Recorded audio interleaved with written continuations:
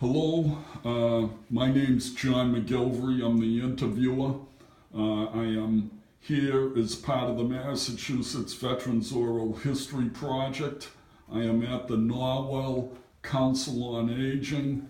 It is Friday, April the 28th, and it is 10:06 a.m.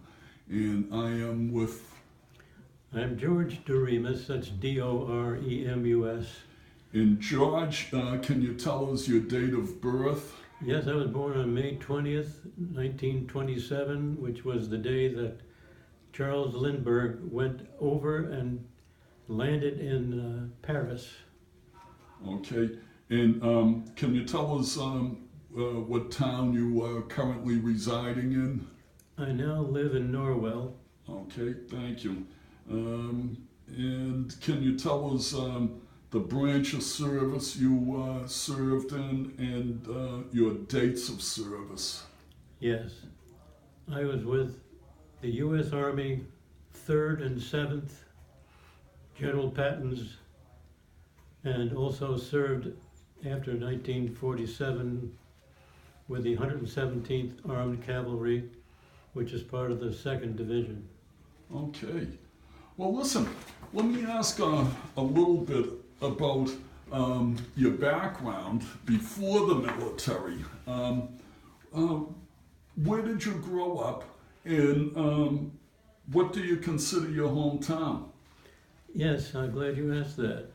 I was born in Montclair, New Jersey, which is just west of New York City, and attended Montclair High School, and had a wonderful experience in terms of some of the electives that were offered to us in our junior year in high school. Our assistant principal had grown up in Japan, and he spoke Japanese fluently, and he offered to us, those of us who would be possibly sent to the Pacific, an opportunity to learn Japanese. So I took that. Of course, I was sent to Germany thereafter, so it was very interesting. Yeah, probably if you learned German, you would have gone to the Pacific. That's right. You know? Well, that's interesting. And that high school, from what I understand, is where Buzz Aldrin, the astronaut, also graduated. Yes, Buzz Aldrin, who incidentally, and this is a very interesting fact, on the Montclair High School yearbook, underneath his picture, the caption said, "Buzz destined for high heights." Huh. Very prolific. Very interesting. Now, what was the highest level of schooling that you completed? I was 2 years at Rutgers University, and I also, during the infancy of television broadcasting, decided I wanted to get into production. So I attended the School of Radio and Television Technique, 36 West 57th Street in New York City, which was manned by all of the people of the networks. This made me eligible for getting into the local as well as network opportunities. Wow. Well, we'll have to come back and talk about that a little bit later. Because I want to learn what you did after the military, and I'm sure that comes into play. So where were you living when you joined the military? I went to Camp Blanding and graduated from the unit there in Camp Blanding, Florida. I was combat infantry, and I left there after 17 weeks of intensive training and was deployed to Stuttgart, Germany. But erroneously, I was sent to the wrong unit for 2 weeks. And it was an all-black unit. And the white commander said, "Just take it easy." He said, "We're all leaving pretty soon. We'll take care of this for you." I bring this up only in that, being from the north, as we were deployed from New Jersey to go down to Florida, was my first crack to see the real world of discrimination. And as we went on the train and we stopped at various places, I saw some of the bathrooms with the signs colored only whites to differentiate between where you could go if you were white or black. That really turned me off because I came from Montclair, New Jersey, which is totally integrated. Right. Yeah, that had to have been a shock. Well, I'm going to back up a little bit more. And so, why did you join the military? Well, I was drafted. You were drafted, okay. Yes. I had thoughts about joining prior to graduating from high school, but I decided I wanted to finish and get my certificate. So, in effect, my future really, at that point, was get through with the service, come back, maybe go to college, etc. Sure. Now, how did your family feel and your friends feel about you being drafted and joining the Army? That's an interesting question, and I'm glad that you brought it up. I'm one of 5 people in my family, and my older brother was with the 45th Division, and he went through hell during the 1944-1945 period. I have a younger brother who was in the National Guard, and my youngest brother was the longest held prisoner of war in Vietnam at the Hanoi Hilton. He retired as a captain, received all kinds of awards, the Silver Star. He shot down the first MiG in the war, and he flew off the Midway. Wow. Well, we'll have to come back and talk about that in a little bit too, because, you know, today we're talking about you, but we'll talk about your brother a little bit later in the interview. You know, when you did join the military, what were your first few days like? Can you tell me, you know, a little bit about what it was like to go to boot camp, what your drill instructors were like, what it was like meeting up? I'm sure you met up with people from other parts of the country and all of that coming together. What were those first few days I'm like? glad that you mentioned that, because I look at that as a great opportunity at 18 years old, as you aptly said, to get to know more about society, people in general, interfacing with individuals from every part of the world. What was interesting was I was in a 21-man hut in Camp Blanding, Florida, and I was the only northerner. And all the southerners were quite interesting. I happened to play the drums, and I took my sticks with me. And I thought, well, let me see if I can break the ice here, because I was, shall we say, the underling. And I started playing on some of the beds and so forth, and they all said, hey, this guy's all right. So made some good friends there.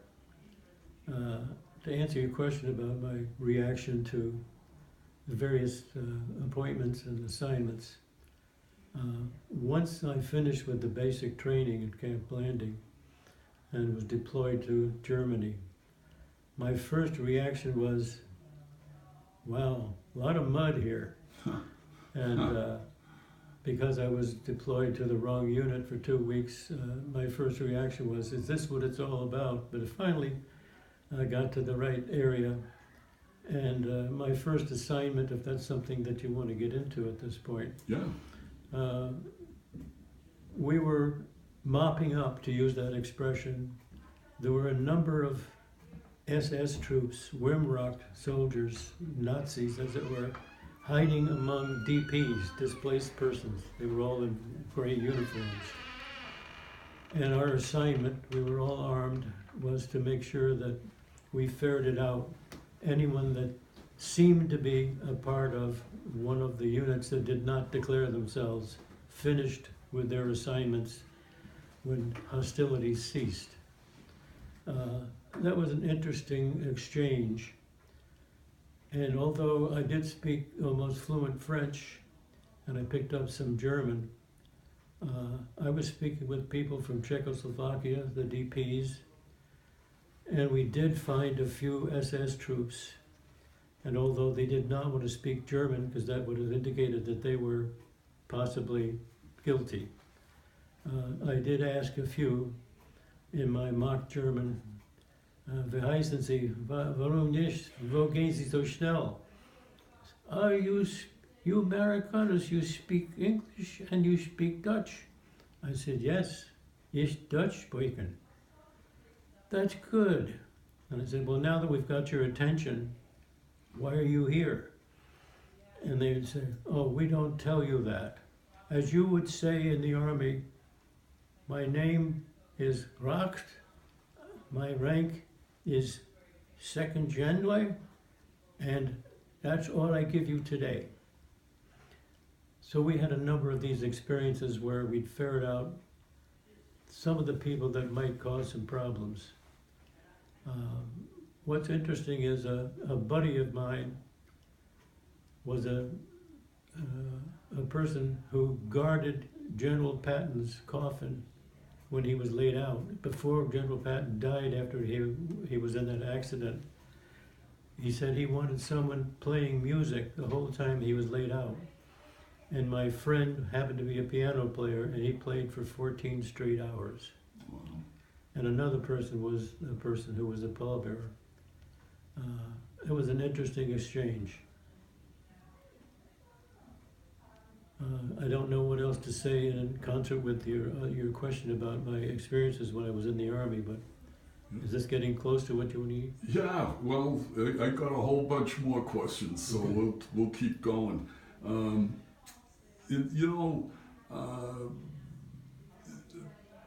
After boot camp, I realized that you got sent to the wrong unit, but did you receive any additional training? There was ongoing training, drills, if you will. Became proficient because the training at Camp Blanding was quite comprehensive. I was trained to use every known weapon, to include 50 millimeter, 30 millimeter machine guns. I became quite proficient with the Garand 30 caliber rifle, as well as other units.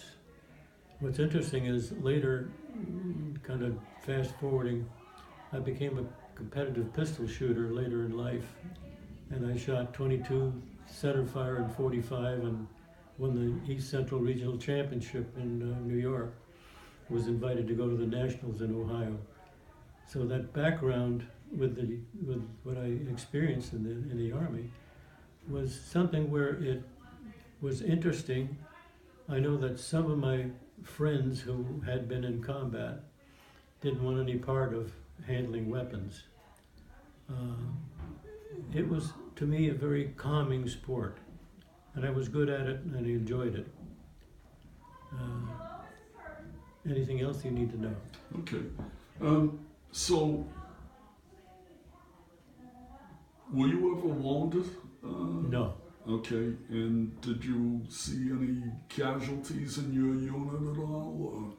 I did see one person that was shot with a lure, and that was during our tour of Mannheim. Okay. Mannheim is known as München in German. This person had ferreted out one of the SS troops, and he was armed, and he was shot with a 30 caliber Luger. Now, did you wind up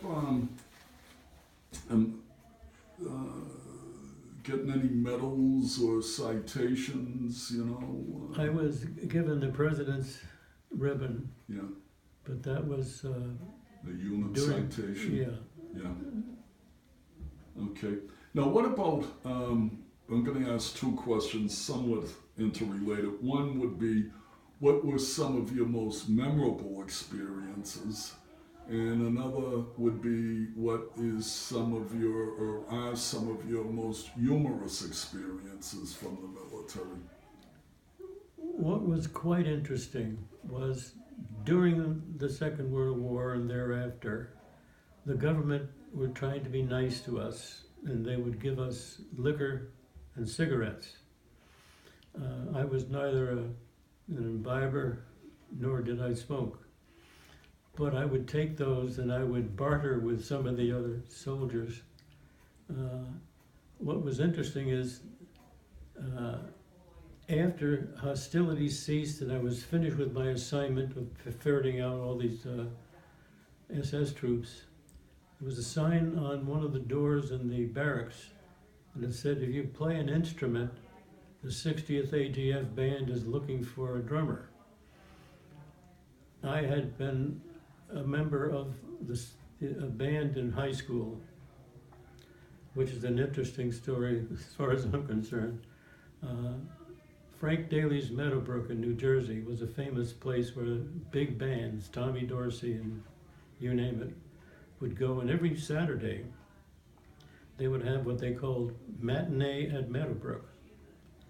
So I went with a bunch of other high school students, and up on the platform was Buddy Rich playing with Tommy Dorsey.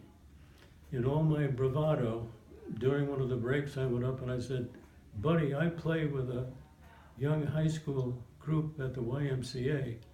We're playing tonight. How would you like to join us?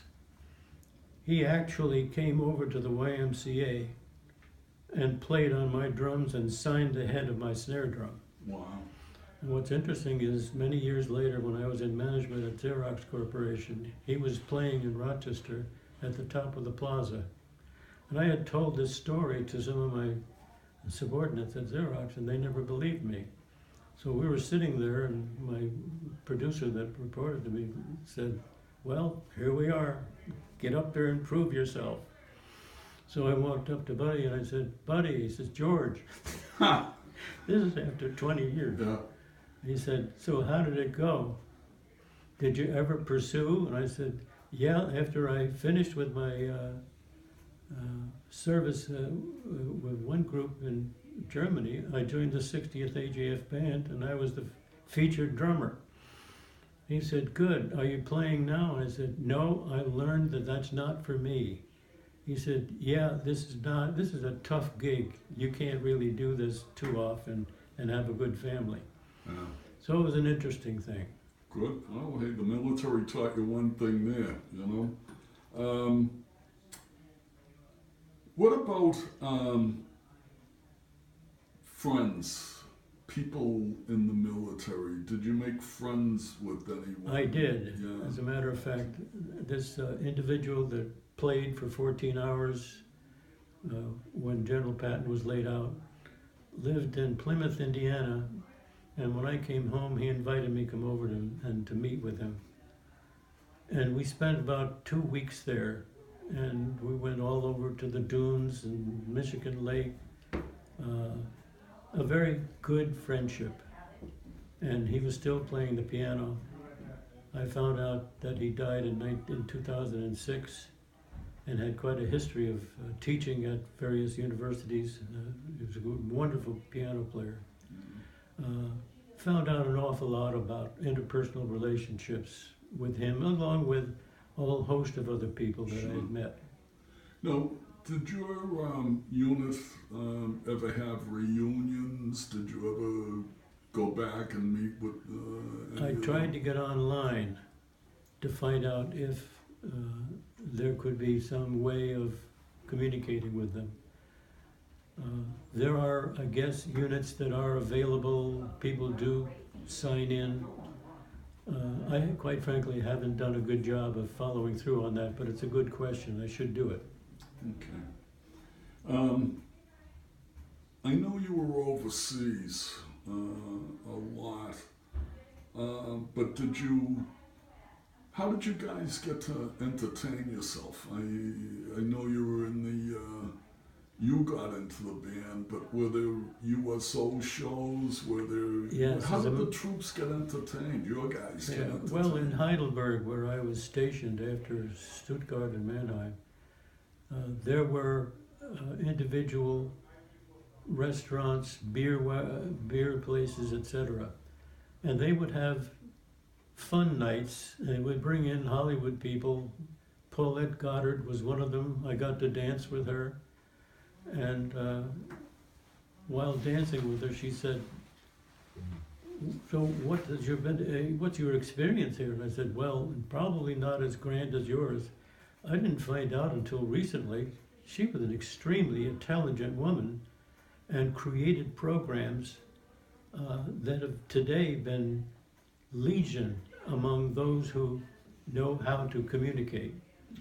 And I always thought she's an actress, but Yeah. there was a lot of depth there. Wow, that's great to know. What about travel? I mean, you know, when you're in the military, sometimes you get to go on leave. Did you have an opportunity to go on leave? Yes. And if you did you use it to travel, or what did you do when you went on leave? When I was within 30 days of departure, it was an opportunity for me to travel to Switzerland.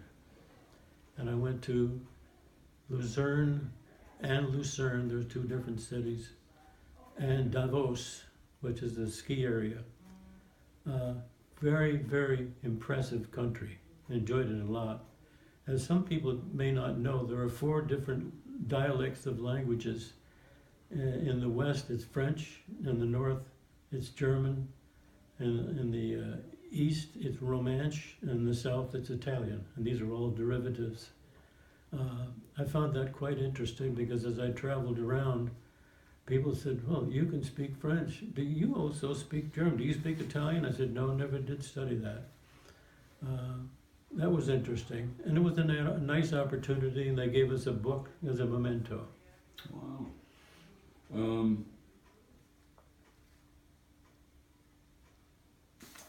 You know, I already asked, you already told us a little bit about discrimination in the United States. Did you experience any when you were overseas? Not overseas, Just but while I was in training in Camp Landing, the next company over was all black with a white sergeant. And I'm ashamed to say that I was totally ashamed of that man. He treated those people like animals. And I took it upon myself to walk over and tell him. Well, now let me ask you, George, it got near the time for you to be separated or discharged from the military. You must have known that you were getting out on such and such a date. Can you tell me what it was like leading up to that?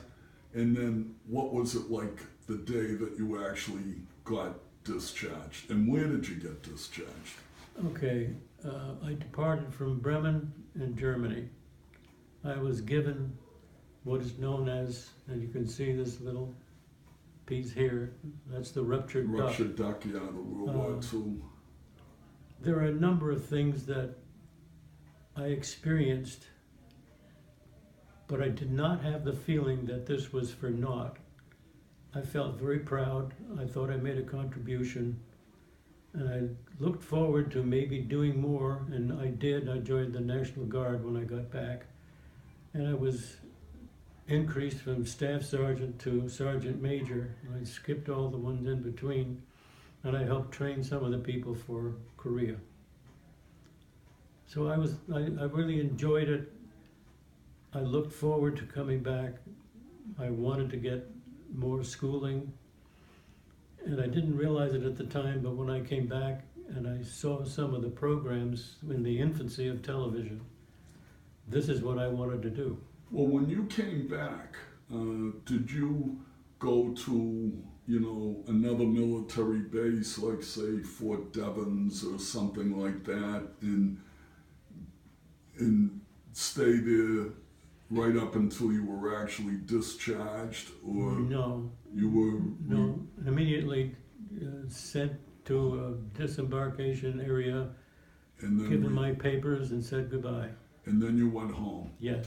And your family, did they know you were coming, or was it a surprise when you showed up? Well, it's interesting that you ask that, because in the infancy of communications in those days, back 70 years ago, there not only wasn't email or phones, iPhones, B phones, C phones, whatever.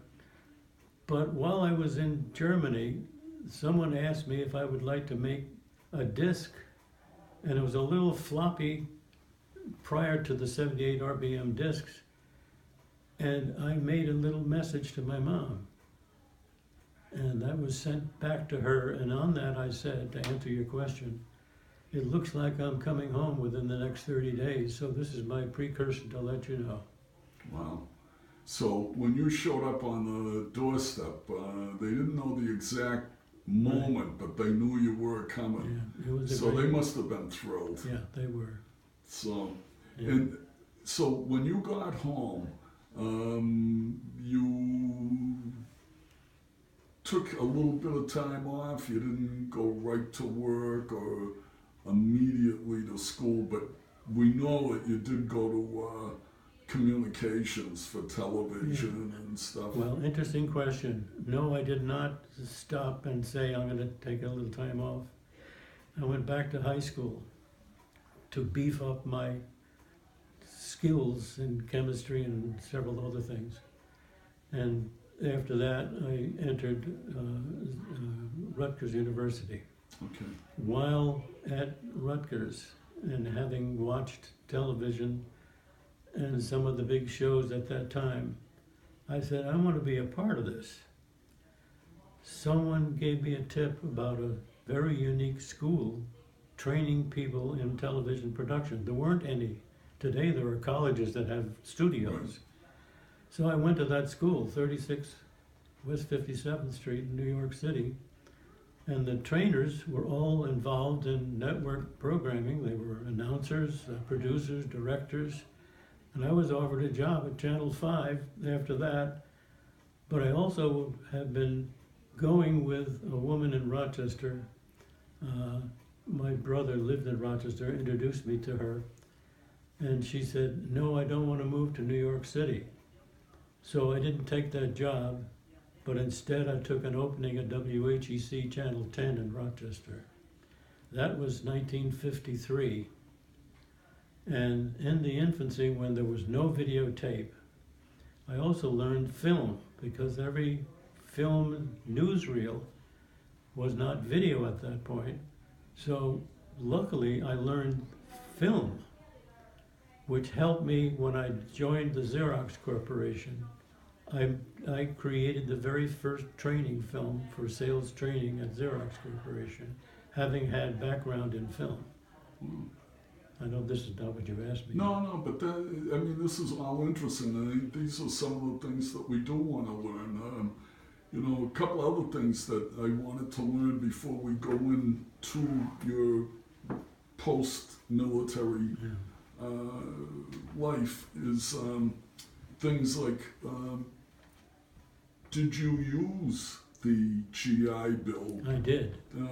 So you did use that. Yes. What about for a home loan? Did you use? I did use the Okay. GI Bill for both my education as well as my first home. And have you used the VA for health care purposes at all? Or? No. Okay.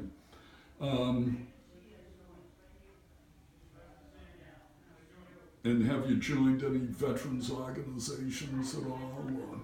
No, but as some within the local post, I've Yeah. been in support of some of the Yeah, Legion sure. programs. Okay. And and do you know that in every city and town in Massachusetts there's a veterans service office? Yes, I Okay. do. And I wanted to ask, well, we know what you did for work in the career after the military, but I'm wondering, how did the military service influence you in choosing your career, and how did the military help prepare you for your career? Yeah, I'm glad you asked that question. One of the things that I learned was discipline and organization. And without that, I could not have been able to accomplish many of the things in business that I did, as well as, quite frankly, in my social life.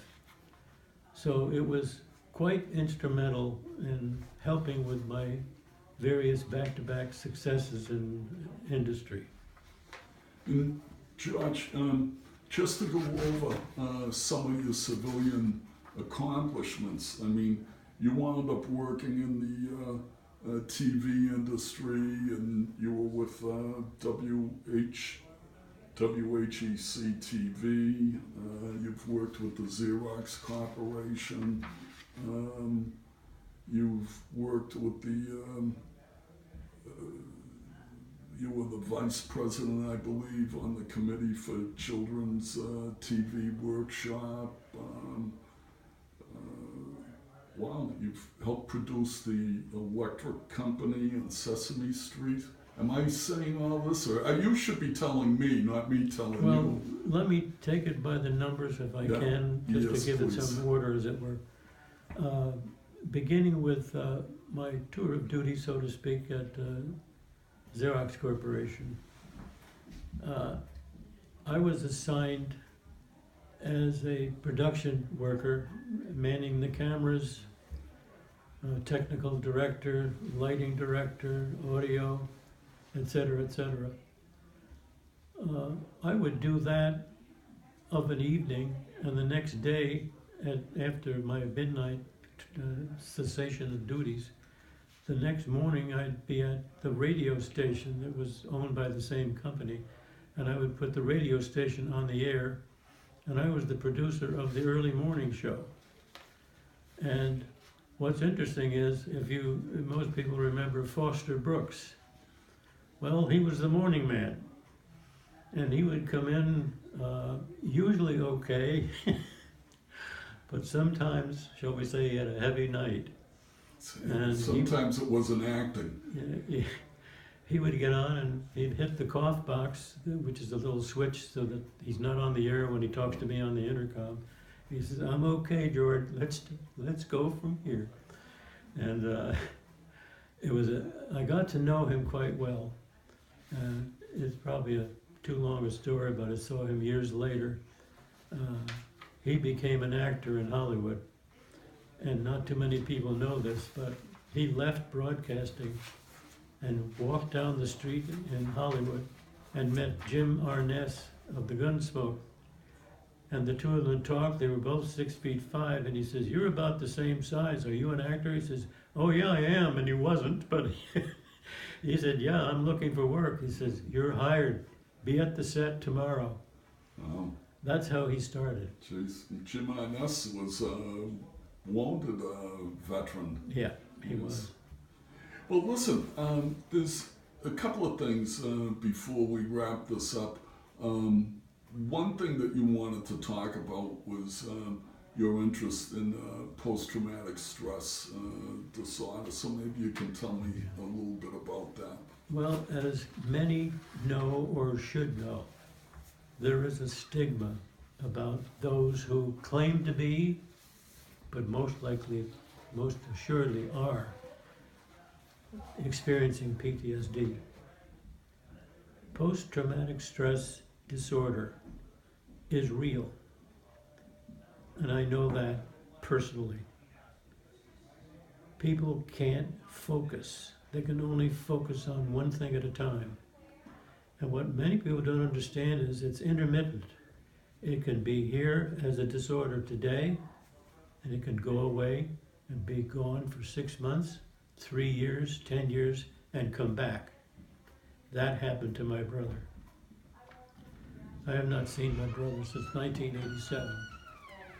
He can't really handle it. But as you can well imagine, after 7.5 years of being incarcerated and beaten up and told that you're dead, and literally most people thought he was. There are individuals now that are walking around with PTSD and they're being told, "You're not really real. This is not happening." That's the most disastrous thing that you could do in a remedial way to anybody. And what I'd like to know is, if Congress as a group, senators, representatives, will seek funding to be able to concretely address this subject with the right funds to develop a scenario that allows us to better know what this is and to now address it and see if you can't at least eliminate some of the ancillary problems. Okay, well said. As we finish up here, I just want to ask, is there anything that you would like to add that we've not covered during this interview? I'd like to make a statement. Okay, This is my country, and it's your country. Love it. I really want to be a part of making decisions and helping with opportunities that people can get from point A to point B much easier. And I don't want to be on those lines with a post saying, I'm unhappy. I'm very happy. And thanks to what I received, I'm really in good shape. okay. Well, Judge, I want to thank you for participating in our oral history today, and I want to thank you for your service to both your country and your community and the Commonwealth. So thank you very much. Thank you, John.